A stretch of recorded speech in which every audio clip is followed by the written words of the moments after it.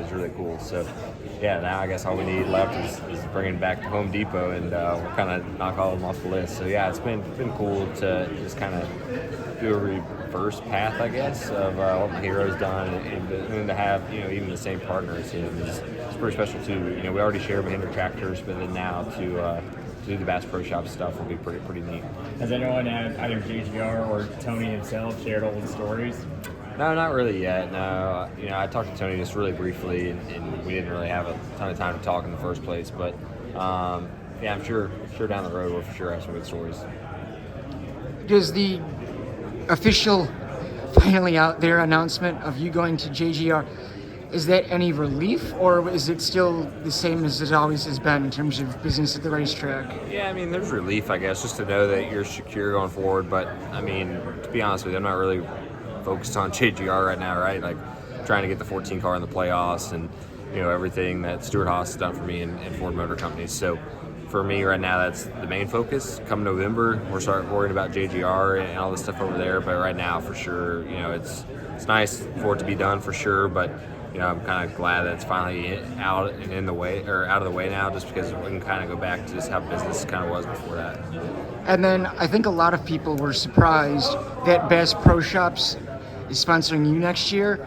How proud are you to continue that tradition of that company sponsoring a NASCAR driver? Yeah, it's super cool. Just, I mean, when you think of iconic American brands, like Bass Pro is easily at the top. So to be able to be a guy that gets to carry that brand and just be associated with Bass Pro Shops and the Morris family, I was able to meet Johnny a couple weeks ago, and just an incredible guy, him and his son JP both. So excited to get to know them a little bit more and get to hang out with them, and then just to be able to drive a race car with Bass Pro Shops on it in NASCAR is a pretty dang cool thing to do. So yeah, excited for the opportunity, excited to be a part of the family. As an outdoorsman myself, it's pretty cool. When I first met Johnny, that was some of my first questions is, what can I do to get bigger bass in my pond, and just some tips and tricks. So yeah, it'll be cool to have that relationship with them and just be a part of the Bass Pro family. You made big gains on the playoff. What do you think about Briscoe being in the 19 car next year? Yeah, I mean, I think it's a great opportunity for him, obviously. So, the sport's a lot of it about timing and being in the right place at the right time, and he's going to have a great team and car to step into. So I was curious about the decision to keep James. How critical will that be for Chase? I think it's huge. I think James is really good at what he does, and he's going to give Chase opportunity to win a lot of races. So easy to get along with, works hard. There's no reason not to keep him around. Did you have any input into who was going to get in the car, and does that make it feel a little bit more real for you now that they've named a driver? Yeah, I knew I pretty much knew what they were going to do and the direction they were going. I didn't really tell them one thing or another. They asked me questions about certain people through the process, and I gave my opinion, and they landed on who they wanted. So that's great for them, and I'm happy, that Johnny's staying on board with Bass Pro, and that's a big deal for the company. So, hopefully they can continue to do good things with the 19 team. Dale said on his podcast that at one point he was lobbying for you to go to Hendrick. How far did those conversations get? Not very far. It's, again, it's a lot of the sport's about timing and being in the right place at the right time with, an open seat and whatnot, and it just never quite worked out that way for me there. Do you have any interest in potentially chasing the Truck Series title? You'd be the first to win all three. Yeah, a lot of people have been asking me that, friends especially, and people in the sport that I've worked with over the years. But as of right now, I'm not running full-time anything next year, so definitely going to take the year off full-time, but never say never. Maybe the year after, who knows. There was a time when Pocono and Indy kind of correlated together. If you ran good at one, you could run well at the other. Mm-hmm. You have 2 wins at Pocono, but you've struggled at the Oval at Indy. Why do you think that is? It's been for a number of different reasons, honestly. I think there was a window in time where we actually ran really well at Indianapolis, but we always had issues. We got wrecked on pit road a couple of times.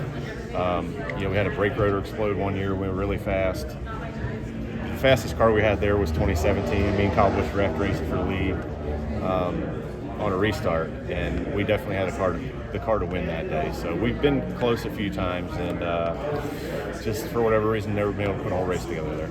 I know you have to have a killer instinct, but does it pain you to know the type of driver Kyle Busch is and to see him, you can relate to what he's going through right now because you have had times in your career where you just couldn't figure it out. Yeah, I mean, I would say that he has as well. I think back, there was a few years at JGR where they struggled, and I want to say it was around 2014 or so when we were really struggling in front row as well. So it's not his first time in the situation, and he knows how to get through it. He's just very emotional about it. Lets everybody know he's not happy, which is Kyle. I'm working on a thing about the Xfinity Series and what it means. Seth brought me a good race for us, so we can put it together. How many more Xfinity races are you set to be in now for the rest of the year? Do you have any idea? Or is I have no clue right now, to be honest with you. So just kind of getting whatever comes to me. So the news is finally out now. Chase Briscoe is joining the team. What's that been like this past week with him officially announced? Really cool. I think Chase is going to be a really good teammate to me and to our organization. So I'm glad that he's to be able to join us, and I'm excited for the future with him. What does it mean to bring in a Cup winner to add onto the team as well? Yeah, really good. And Chase got a lot of experience too. So I think his feedback's going to be very helpful, and hopefully we can build a good team around for what he. Hopefully, we have a good relationship, and I'm excited for him to be here.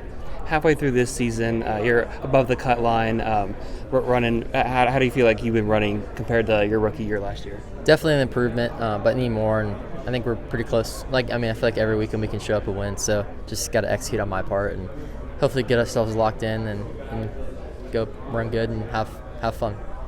What are your expectations for Chicago next week, going there for the second year now?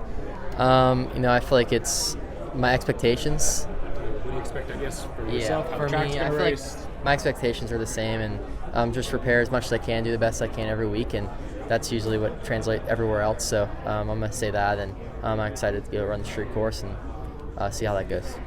I also want to ask you about the Olympic break. Obviously that's coming up, 2 weeks off. That's kind of the first time in your career you'll have that. What are you expecting? What are you hoping to do over that? It's nice. Definitely nice to have 2 weeks off. But that's only 2 weeks off we get. So, but it's really fun, and it'll be nice to relax for sure and kind of get away from it. But excited to get back racing after that, I'm sure too. Do you think it changes strategy at all when you come back? Obviously Daytona's not the regular season finale this year. How do you think it changes anything at all, those last 4 races of the regular season going into the playoffs? Not really. More, I think breaks really help me because I'm so young, and giving time to rest is so important for me. And I'm a grown boy, so I need to have sleep and all that special stuff. So that's important. I think that helps. That's how off seasons are really helpful. I saw you and Noah chatting on pit road, and he just told you good job on the way out there. How has your relationship with Noah changed since that 2022 season where you all were kind of at odds with each other? Yeah, I feel like I don't have a problem with Noah. I feel like we're normal now, and